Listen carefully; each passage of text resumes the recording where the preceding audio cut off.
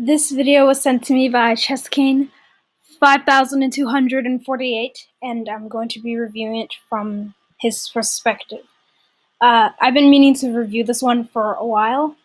Let's get into it. So, the game starts with d4, d5, c4, and d takes c4. This is a Queen's Gambit accepted. Pretty normal, typical opening. And we have the following position. I think it would have been nice if white plays d5, taking the center. Could always take on c4 as well. I already think that white has a pretty good position because of the center and the development of pieces that'll come very quickly. Black plays pretty normally. I think d5 or e5 either could be played, and it'd be a pretty nice move.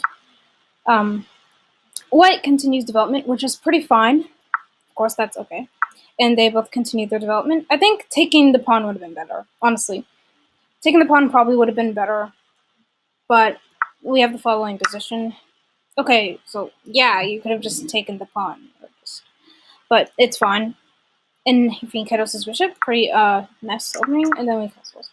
I think moving the bishop like 3 times in a row isn't that good for white. But either way, I think black can take the knight on f3 and then can take the pawn on d4. Oh, plays b6. This isn't a really good move. I think a6 would have been a bit more reasonable. I don't really like this move, honestly.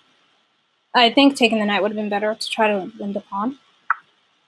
Okay, so knight goes here, defending the pawn. Probably seems that could have happened. You could also play d5, but this is all pretty okay.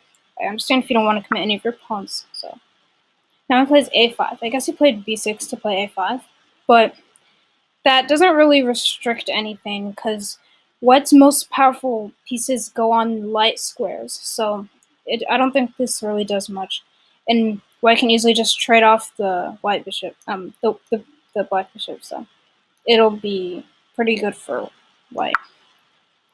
Okay, so the queen comes up.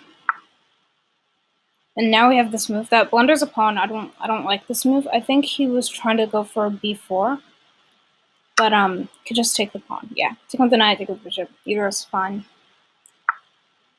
Well, I guess taking with the bishop, the knight is better because then you can take the knight and destroy pawn structure. So now he takes the knight. The knight isn't actually under attack, but if you don't want to open up your king, then maybe yeah. Well, I don't know. Well, it's not. I don't really think it's under attack. So after takes. Then the knight on c6 is under attack. So the knight on c6 is actually very weak and vulnerable piece right now. So moves the knight back. e6. Okay, that's a good move. You're trying to stop any pawn breaks, like any like for white to take over the center. Now d5 isn't that good because it gives white an isolated pawn. So yeah, this is a good move. Next move, we have a nice centralizing move. Pretty good, pretty decent. And, they do the same. And now he plays h3, which is a good move, actually. I think taking is the best move, or else your bishop will get trapped. Okay, so takes. That's good. I'm not sure why he moved his knight there. He can just attack it. I don't know where he's going to go after attacks. So, and he actually just goes back. So, okay, now he plays this nice pawn breaking move.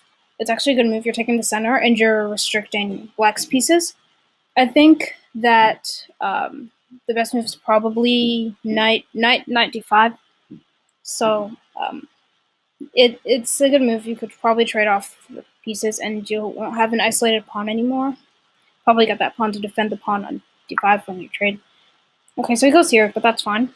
You're trying to reroute your knight to b6, so then you can go to c4, which I think looks nice. Oh, right, yeah. Dumb as knight.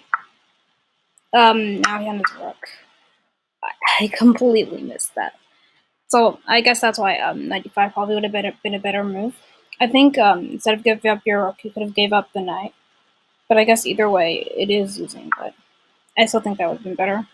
So now, what? Why didn't you take the pawn?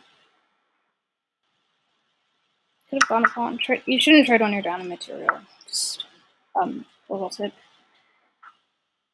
And now he brings his knight back into the game here. White's doing a great job trying to trade off pieces. Oh, you definitely shouldn't trade for losing. It just makes you lose faster. But this is a nice move here. You're trying to centralize the knight, give it more squares, more movement. For some reason he hung his pawn. Now another pawn painting. It's pretty easy to defend. Bishop d2 is a move that I play. Okay, so he goes there with the rook. That's also reasonable because after you take the pawn, you have a check, and then the bishop will just have to, you'll just lose your bishop. So I don't think taking the pawn is good. Taking the bishop would probably be better because takes, and then you can take the pawn on e5, and oh, he gets the check. Oh, I guess you're right. Okay, so now we have this. Unfortunately, the bishop isn't trapped. It doesn't have to die. The bishop can come back to life. If the other bishop was there, oh, I guess you could just take it too. That works. If the other bishop was there, it would have been able, to play bishop h6 and like force a checkmate or something. Okay, so now I have the following position. I think h6 would have been a bit better, but reasonable. Okay, so now it goes back. Probably trying to draw. Okay, now I play h6. That's good. Now I have this position. Okay, so now I'm pushing his pawn. I don't know if that was necessary, but okay. So now we have this. You actually had knight g8 check, which wins the pawn on h6. But here we go. Now I have this position where White's completely winning. White just needs to make the right breakthroughs, and make the right moves, and try to attack. Yeah, take the pawns. Okay. It's here. Okay, so he allowed promotion, which I don't think that's a good idea. I guess he didn't stop promotion though. Okay, takes the pawn. Takes another pawn. I think the checks are probably better in this position. I'm not doing any checks. Okay. Nice move by White. That's a good move. Oh, don't make a draw. Okay. Oh, yes. Wait. No, that's a forced trade. Draw. Well, that was a draw. Well, I still think that this was a pretty decent game. Of course, they made their mistakes, but every move seemed kind of reasonable. I think you could have stopped White from promoting, maybe. I mean, it did look like attacking the knight, that you could have played a move like, instead of that move, you could have actually taken the pawn and then like get some checks or something and try to stop promotion. Or you could have gone a check first. Or you could have gone behind the pawn, but I know it looks like the king's going to do it anyways, so. But I do think that either way, this probably is a draw. Maybe. I kind of want to see what Analysis thinks. I still do think that this is a draw. Like, either moves. Ugh. Analysis is laggy. Never mind. But, yeah. Good game there. Thanks for showing me this. This was pretty interesting. Kind of fun to watch. And thanks for watching. I'll see you guys in the next one.